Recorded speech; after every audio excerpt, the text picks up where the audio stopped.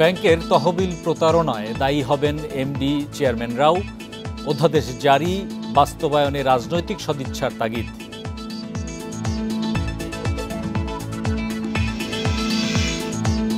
Remittance প্রবাহে ঊর্ধ্বগতি, 10 মাসে আয় ছাড়ালো $25 বিলিয়ন। মে মাসের 7 দিনে এলো $73,50,00,000। রাজস্ব বোর্ড বিলুপ্তি অধ্যাদেশ জারি হলে কঠোর কর্মসূচির হুঁশিয়ারি কর্মীদের, আলোচনার মাধ্যমে সমাধানের তাগিদ বিশ্লেষকদের।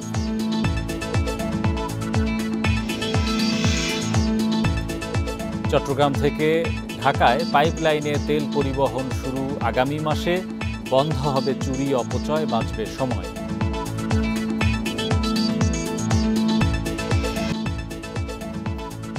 আমন্ত্রণ অর্থনীতি সারাদিনে আপনাদের সাথে আছি আমি হরি সাহা। শুনছিলেন শিরোনাম, এবার জানাবো বিস্তারিত। ব্যাংক খাতের সার্বিক ব্যবস্থাপনায় কেন্দ্রীয় ব্যাংকের ক্ষমতা বেড়েছে ব্যাংক রেজুলিউশন অধ্যাদেশে, যা এ খাতে শৃঙ্খলা ফেরাতে ভূমিকা রাখবে বলছে বাংলাদেশ ব্যাংক। যদিও ব্যাংক নির্বাহীরা বলছেন এর বাস্তবায়ন নির্ভর করবে রাজনৈতিক সদিচ্ছার ওপর।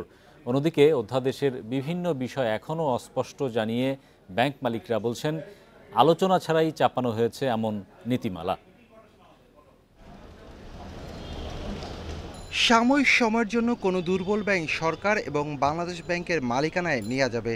বাংলাদেশ ব্যাংক সরকারি মালিকানার কোনো কোম্পানিতে ব্যাংকের শেয়ার হস্তান্তরের আদেশ দিতে পারবে, এমন বিধান করে শুক্রবার ব্যাংক রেজুলেশন অধ্যাদেশ জারি করেছে সরকার। নতুন এ আইনের মাধ্যমে দুর্বল ব্যাংক অন্য ব্যাংকের সঙ্গে একীভূতকরণ, তৃতীয় পক্ষের কাছে বিক্রি কিংবা নতুন শেয়ার ইস্যুসহ বিভিন্ন ব্যবস্থা নিতে পারবে কেন্দ্রীয় ব্যাংক। সরকার কখনো এই আইন দ্বারা একটি এস্টাবলিশড মালিকানার তাদেরকে উৎখাত করে আরেকটি ভেস্টেড গ্রুপের হাতে মালিকানা তুলে দিবে, এই অসৎ উদ্দেশ্যে এই আইন প্রণীত হয়নি। ব্যাংকের গুরুত্বপূর্ণ কার্যক্রম পরিচালনা অব্যাহত রাখতে এক বা একাধিক ব্রিজ ব্যাংক প্রতিষ্ঠা করার সুযোগও থাকছে এই অধ্যাদেশে। তবে তার রূপরেখা কি হবে তা এখনও স্পষ্ট নয় বলে মনে করে বিএবি। যে আমরা একটা সিদ্ধান্ত, আপনারা যখন পলিসিগুলো করেন তখন আমাদের সাথে একটা আলোচনা করলে, তাহলে যেহেতু এন্ড অফ দি ডে আমরাই স্টেক হোল্ডার, এটা আমরাই তো ইমপ্লিমেন্ট করবো। কারণ যদি আমাদেরকে আগে থেকে একটা আমলে নেওয়া হয় তাহলে আমাদের জন্য বিকাম ইজিয়ার। কিন্তু এখন তো এটা মোটামুটি ধরুন আমাদের পুরো ইম্পোজিশন, মানে চাপানের মতো হয়ে গেছে আর কি। ব্যাংকের তহবিল প্রতারণায় ব্যাংকের চেয়ারম্যান, ব্যবস্থাপনা পরিচালক কিংবা দায়িত্বপ্রাপ্ত প্রত্যেক স্তরের কর্মকর্তাও দায়ী হবেন। মুশকিল হবে যে যখন ইমপ্লিমেন্ট করতে, এক্সিকিউট করতে যায়, তখন রাজনৈতিক সদিচ্ছা ইজ ভেরি ভেরি ইম্পর্টেন্ট। সেটা যদি থাকে, সেই সাপেক্ষে আমি বলবো যে আমার মনে হয় যে এই আইনটা করা হয়েছে এবং এটা ভালোর জন্য করা হয়েছে, এবং considering present scenario of the country, specially banking system, এটা প্রয়োজনও ছিল। অধ্যাদেশে বলা হয়েছে কোনো ব্যাংকের লাইসেন্স বাতিল করা হলে বাংলাদেশ ব্যাংক তার অবসায়নের জন্য আদালতে আবেদন করবে। আবার কোনো ব্যাংক নিজ থেকে অবসায়নের প্রক্রিয়া যেতে পারবে, তবে বাংলাদেশ ব্যাংকের অনুমতি ছাড়া কার্যক্রম বন্ধ করতে পারবে না। Shafil Alam Sujan, Independent News, Dhaka. 7 May পর্যন্ত চলতি অর্থ বছরে দেশের ইতিহাসে সর্বোচ্চ $25.27 বিলিয়ন রেমিট্যান্স পাঠিয়েছেন প্রবাসীরা। অর্থবছর শেষ হওয়ার আগেই এ মাইলফলক অর্জন করা গেছে। সোমবার বাংলাদেশ ব্যাংকের দেয়া প্রতিবেদনে এসব তথ্য পাওয়া যায়। গেল কয়েক মাস ধরে হুন্ডির দৌরাত্ম্য কমায় ব্যাংকিং চ্যানেলে বাড়ছে রেমিট্যান্স প্রবাহ। ফলে চলতি অর্থবছরের 10 মাসে সর্বোচ্চ রেমিট্যান্স এসেছে। এছাড়া একক মাস হিসেবে সর্বোচ্চ $3 বিলিয়ন রেমিট্যান্স এসেছিল মার্চে। বাংলাদেশ ব্যাংকের তথ্য মতে চলতি অর্থবছরের প্রথম মাস জুলাই থেকে মে মাসের 7 দিন পর্যন্ত দেশে মোট $2,527.30 লাখ রেমিট্যান্স এসেছে। গত অর্থবছরে মোট এসেছিল $2,391 কোটি। রেমিট্যান্সে প্রবৃদ্ধি হয়েছে 28% বেশি। বাংলাদেশ ব্যাংক বলছে রেমিট্যান্সের এই ধারা অব্যাহত থাকলে দেশের অর্থনীতি আরও শক্তিশালী হবে, বৈদেশিক মুদ্রা সংকট মোকাবেলা আরও সহজ হবে।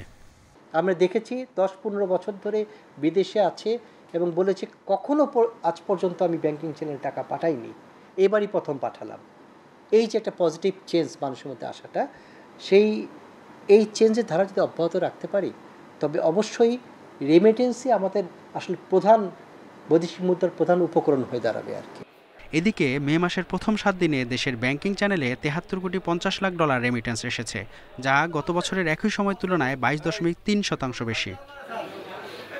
মেহেদী হাসান, ইন্ডিপেন্ডেন্ট নিউজ।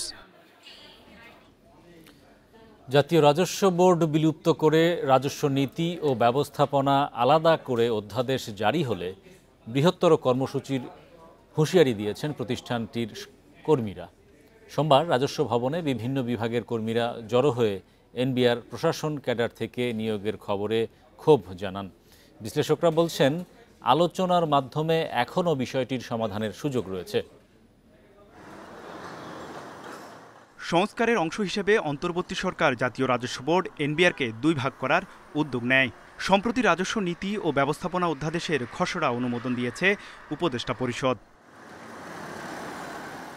এনবিআর বিলুপ্তকরণের এই উদ্যোগে ক্ষুব্ধ প্রতিষ্ঠানটির কর্মকর্তারা। খসড়া অধ্যাদেশটি গ্যাজেট আকারে জারি হতে পারে এমন গুঞ্জনে সোমবার সকাল থেকে রাজস্ব বোর্ডে জড়ো হতে থাকেন কাস্টমস, ভ্যাট ও আয়কর কর্মকর্তারা। এ সময় তারা বলেন, অংশীজনদের সঙ্গে কোনো ধরনের আলোচনা ছাড়াই এই অধ্যাদেশ গ্যাজেট আকারে প্রকাশ করতে যাচ্ছে সরকার।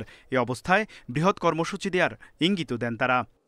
আমরা আমাদের ক্ষমতা চাই, আমরা এখানে কাজ করব স্বাধীনভাবে। অফিশিয়ালি বাতিল হয়ে আসবে, সেটা ডকুমেন্টস আমরা দেখতে চাই। এরপর আমরা ফার্দার আলোচনা করব, রিসার্চ করব, যেটা আমাদের জন্য ভালো, সেটা মধ্যে আমাদের সবার অংশগ্রহণ থাকতে হবে। তারা জানান, প্রত্যেক কর্মী সংস্কারের পক্ষে আছে, তবে প্রশাসন ক্যাডার থেকে সচিব নিয়োগের প্রতিবাদ জানান তারা। আমরা সংস্কার চাচ্ছি, কিন্তু দেশের বৃহত্তর স্বার্থকে মাথায় রেখে এই সংস্কারটা করতে হবে। কাকে কি বলবে, কাকে কি বলছেন, এই বিষয়ে কিন্তু আমরা ঘোর অন্ধকারে, যেটা আমরা শুরু থেকেই ছিলাম, এখনো আছি। বিশ্লেষকদের মতে চূড়ান্ত সিদ্ধান্ত নেওয়ার আগে সবার পরামর্শকে গুরুত্ব দেওয়া উচিত। কিভাবে আলাদা করা হবে এবং তার চেয়ে বেশি গুরুত্বপূর্ণ ওখানে কাদের পদায়ন করা হবে, সেই জায়গাটায় আসলে ওনাদের আমার মনে হয় যে আপত্তিগুলো আমি যতদূর শুনেছি। তো সেই ক্ষেত্রে যদি একটু রেশনাল ভিউ নেওয়া যায়, এটা খুব জটিল সমস্যার সমাধান করা সম্ভব। তাদের মতে শুধু এনবিআরকে 2 ভাগ নয়, সার্বিক সংস্কারেও মনোযোগ দিতে হবে সরকারকে। তৌহিদ রানা, ইন্ডিপেন্ডেন্ট নিউজ, ঢাকা। চট্টগ্রাম থেকে ঢাকায় পাইপলাইনে বাণিজ্যিকভাবে জ্বালানি তেল পরিবহন শুরু হবে সামনের মাসের প্রথম সপ্তাহেই। কয়েকদিনের মধ্যেই শুরু হবে কমিশনিং, ফলে চুরি অপচয় বন্ধ হয়ে জ্বালানি পরিবহনে সময় বাঁচবে। একই সঙ্গে বছরে সাশ্রয় হবে 236 কোটি টাকা। চট্টগ্রামের ইস্টার্ন রিফাইনারি থেকে জলপথ, সড়ক ও রেলপথে ঢাকায় জ্বালানি তেল পরিবহন করা হয়। এতে সময় যেমন বেশি লাগে, তেমনি খরচও বাড়ে। এমনকি অভিযোগ আছে চুরি ও অপচয়ের। ফলে গড়ে তোলা হয়েছে স্মার্ট জ্বালানি তেল পরিবহন ব্যবস্থা। চট্টগ্রামের পতেঙ্গা থেকে নারায়ণগঞ্জের ফতুল্লা পর্যন্ত বসানো হয়েছে পাইপলাইন। প্রায় 250 কিলোমিটার পাইপলাইন বসাতে খরচ হয়েছে প্রায় 3,700 কোটি টাকা। এরই মধ্যে পাইপলাইনে 2.5 কোটি লিটার জ্বালানি তেল পাম্প করা হয়েছে। পুরো প্রকল্পের কয়েকটি স্টেশন, স্ক্যাডা ও পিএলসি সিস্টেমের কারিগরি পরীক্ষার মাধ্যমে চলছে প্রি কমিশনিং। ফাইন টিউনিংটা হয়ে গেলে আর্মি ওনারা যারা এটা করছেন, ওনারা দে উইল গো ফর মানে আপনার কমিশনিং, মানে এটা ফর্মাল অংশ। কমিশনিং হয়তো 7 দিন ব্যাপী ওনারা এটা পরিচালনা করবেন, without any interruption, without any disturbance. দেখা যাচ্ছে 7 দিন ধরে চলছে তেল ফ্লো। তখন আমরা বুঝবো যে হ্যাঁ, শতভাগ আমরা রিসিভ করার পর্যায়ে আছি। বিপিসি চেয়ারম্যান বলছেন, পাইপলাইনের তেল পরিবহন ব্যবস্থা পরিচালনা করবে পেট্রোলিয়াম ট্রান্সপোর্টেশন কোম্পানি। ত্রুটি মোকাবিলায় 1 বছর দায়বদ্ধ থাকবে সেনাবাহিনীর ঠিকাদার প্রতিষ্ঠানটি। ওনাদের কমিশনিংটা শেষ হলে আমরা কমার্শিয়াল, এই মাসের শেষে আমরা প্রস্তুত আছি, এই মাসের শেষে বা first of next month maximum. আমাদের কোম্পানি যেটা পিটিসি পিএলসি, এই তেল পরিবহনের জন্য অপারেশন নিজেরাই করবে। অপারেশনের কাজটা যদিও চ্যালেঞ্জিং, বাট কমার্শিয়াল অপারেশনটা আমরা নিজেরাই করব। বছরে 27 থেকে 30 লাখ টন ডিজেল পরিবহন করা যাবে পাইপলাইনে। এ সক্ষমতা উন্নীত করা যাবে 50 লাখ টনে। দীর্ঘ এ পাইপলাইনের নিরাপত্তার দায়িত্ব দেয়া হয়েছে বেসরকারি এক প্রতিষ্ঠানকে। Hari Saha, independent News, Dhaka.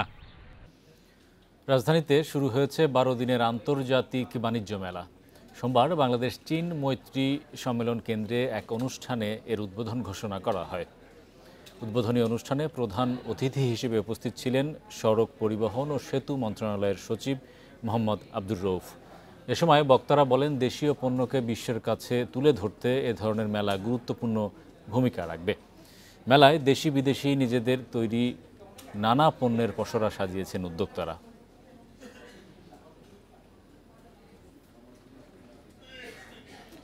বিদ্যুৎ খাতে হাজার হাজার কোটি টাকা লুটপাটের অভিযোগে ১৭২ বিদ্যুৎ কেন্দ্রের তথ্য খুঁজছে দুর্নীতি দমন কমিশন দুদক। Bangladesh power development board PDB সহ সংশ্লিষ্ট বিভিন্ন দপ্তরে এ বিষয়ে চিঠি দিয়েছে সংস্থাটি।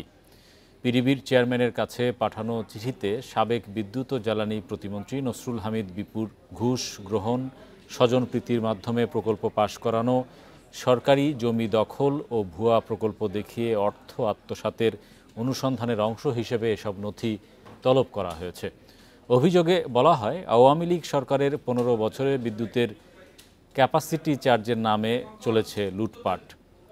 সরকারের ৩ মেয়াদে বিদ্যুৎ খাতে মোট ব্যয় হয়েছে $২,৮৩০ কোটি। টাকার হিসাবে এর পরিমাণ প্রায় পৌনে ৪ লাখ কোটি টাকা। শুধু ক্যাপাসিটি চার্জের নামেই আত্মসাৎ হয়েছে ১ লাখ কোটি টাকা।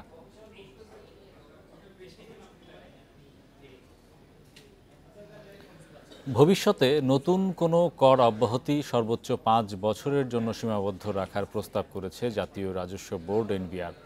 কর ব্যয় নীতিমালা এবং এর ব্যবস্থাপনা কাঠামোয় এমন প্রস্তাব করেছে সরকারি প্রতিষ্ঠানটি। প্রস্তাবে বলা হয়, শুধু জাতীয় সংসদের মাধ্যমে কর ছাড় বা অব্যাহতি দেয়া যাবে। সংসদ না থাকলে এ ক্ষমতা থাকবে রাষ্ট্রপতির হাতে। তবে বৃহত্তর জনস্বার্থে অর্থমন্ত্রী ও অর্থ উপদেষ্টা জরুরি প্রয়োজনে মন্ত্রিপরিষদ বা উপদেষ্টা পরিষদের অনুমোদন নিয়ে সাময়িক কর অব্যাহতি অনুমোদন করতে পারবেন। তবে তার মেয়াদ কোনোভাবেই ১ বছরের বেশি হবে না। মেয়াদ বাড়াতে হলে সংসদের মাধ্যমে অনুমোদিত হতে হবে। এনবিআরের প্রস্তাবে আরও বলা হয়, কোনো ব্যক্তি বা সত্তার নির্দিষ্ট আয়ের উৎসের বিপরীতে কর ছাড় দেয়া হলে সেই ব্যক্তি বা সত্তা পরে ওই নির্দিষ্ট আয়ের উৎসের বিপরীতে কর ছাড় পাবেন না।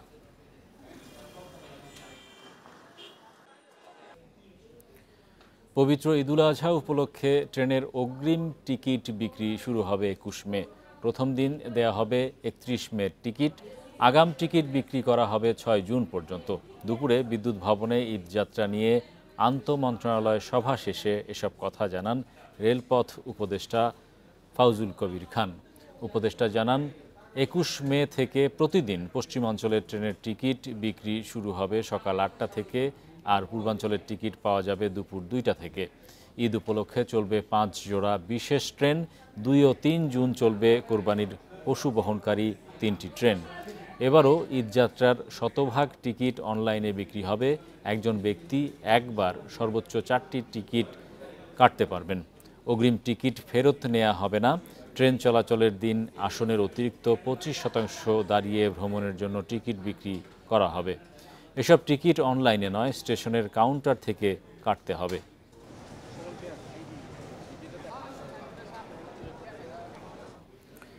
সুনামগঞ্জে ফসল রক্ষায় 13টি হাওরে অতি ঝুঁকিপূর্ণ বাঁধ সংস্কার কাজ জুনে শেষ হওয়ার কথা থাকলেও 2টি হাওরে এখনও কাজ শুরুই হয়নি। আর 11টি হাওরে এখনও বাকি রয়েছে অর্ধেক কাজ। এরই মধ্যে সময় বাড়ানোর আবেদন করেছে ঠিকাদারি প্রতিষ্ঠান। কৃষকদের অভিযোগ, জলমহাল, ইজারাদার ও জমির মালিকদের বাধার কারণে বাঁধ সংস্কারে এই অনিশ্চয়তা। পাহাড়ি ঢলের কারণে বাঁধ ভেঙে প্রতি বছরই হাওরে ঢুকে পড়ে পানি। তাই ফসল রক্ষা বাঁধের সুরক্ষা নিয়ে দুশ্চিন্তার শেষ নেই হাওর এলাকার চাষিদের। জরুরি বন্যা পুনর্নির্মাণ সহায়তার প্রকল্পের আওতায় গত বছর জানুয়ারিতে সুনামগঞ্জের 10 উপজেলায় 4টি ঠিকাদারি প্রতিষ্ঠানের মাধ্যমে মাটি ভরাট শুরু করে পানি উন্নয়ন বোর্ড। এবছর জুনে শেষ হওয়ার কথা থাকলেও 2টি বাঁধের কাজ শুরুই হয়নি। অন্যগুলোর কাজ এগিয়েছে মাত্র অর্ধেক। ইজারাদার ও জমির মালিকদের বাধায় প্রকল্প শেষ হওয়া নিয়ে দেখা দিয়েছে শঙ্কা। এটা ফেরি বাঁধের মতো নিয়ে দিল, ওই তো শেষ করতে পারলো না বাঁধ, ও অর্ধেকটা দিয়েছে আর অর্ধেকটা রয়েছে। এই ফসলটা রক্ষা হয় এই বাঁধটি শক্ত যদি থাকে। এখন তো হালকাভাবে দেয়, পাহাড়ি ঢল আসলেই নিয়ে যায়। অতি ঝুঁকিপূর্ণ বাঁধগুলোর কাজ আগে শেষ করার দাবি স্থানীয়দের। এদিকে সময় বাড়ানোর আবেদন করেছে ঠিকাদারি প্রতিষ্ঠান। মানে এইটা যদি গাদাটা পড়ে তে সম্পূর্ণ এই গাদাটি বললে আমরা এখানে বান্ধব শক্তি হইব, তো আর নিশ্চিন্তা। আমরা দ্রুত গতিতে কাজ করার জন্য চেষ্টা করতেছি। এরকম জায়গা আছে যে ভিতরে লিজ দেওয়া, এটা আমরা এক্সকাভেটর দিয়ে পড়ার জন্য চেষ্টা করছি, তো দেখা গেছে এখানে বাধা বিপত্তি আসছে। বাঁধগুলোর কোথায় গর্ত রয়েছে তার পূর্ণ তথ্য না থাকায় প্রতিবন্ধকতা তৈরি হয়েছে। প্রকল্প বাস্তবায়নে জেলা প্রশাসনের সহযোগিতা চেয়েছে পানি উন্নয়ন বোর্ড। পানি উন্নয়ন বোর্ড এবং প্রশাসনের একটা সমন্বয়হীনতা দেখতে পাচ্ছি আমরা। পাশাপাশি হচ্ছে যারা ইজারা নিয়েছেন তারা এটা বাধা দিচ্ছেন গর্ত ভরাট করার জন্য। এই ক্ষেত্রে পুরাটাই মানে কাজটা একটু ধীরগতি হয়ে গেছে। মাছও ধরা হয়ে গেছে এবং ফসল উঠে গেছে, তখন এই মুহূর্তে আমরা কাজ শুরু করব। তবে এই ক্ষেত্রে আমরা চাপ ও প্রশাসনের সাথে সহযোগিতা নিয়ে আমরা আমাদের ফুল কাজ যেন আমরা শেষ করতে পারি। জেলায় 13টি হাওরে বাঁধ সংস্কারে খরচ ধরা হয়েছে 24 কোটি টাকা। Independent news.